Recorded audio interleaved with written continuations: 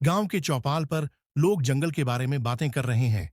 एक बुजुर्ग बता रहे हैं कि कई साल पहले कुछ लोग वहां गए थे, लेकिन वे कभी वापस नहीं आए। अमित, रोहन और समीर इस बात को सुनकर रोमांचित हो जाते हैं और फैसला करते हैं कि वे रात को जंगल में जाकर सच का पता लगाएंगे।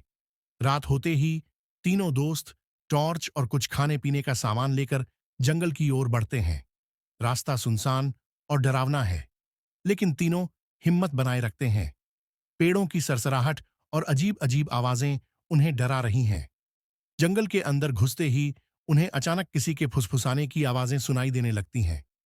कभी कभी किसी के पैरों की आहट भी आती है, लेकिन जब वे मुड़कर देखते हैं तो वहां कोई नहीं होता।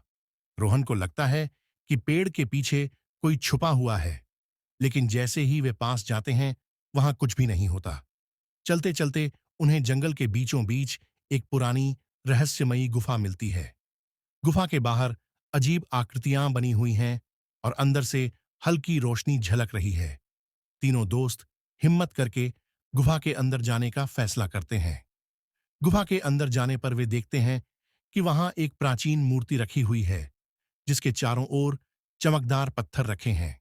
अचानक एक रहस्यमयी आवाज गूंजती है और हवा तेज होने लगती है। ऐसा लगता है कि कोई अदृश्य शक्ति वहां मौजूद है। तीनों तेजी से गुफा से बाहर भागते हैं। भागते भागते तीनों किसी तरह गांव वापस आते हैं। वे बुजुर्गों को सब कुछ बताते हैं तो पता चलता है कि वह गुफा सैकड़ों साल पुरानी है और वहां किसी आर्षि ने ध्यान लगाया था।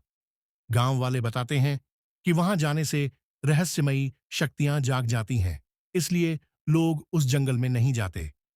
अब तीनों दोस्त समझ चुके थे कि हर रहस्य को सुलझाना जरूरी नहीं होता। कुछ चीजों को वैसे ही छोड़ देना बेहतर होता है। उन्होंने तय किया कि अब वे कभी भी उस जंगल में नहीं जाएंगे।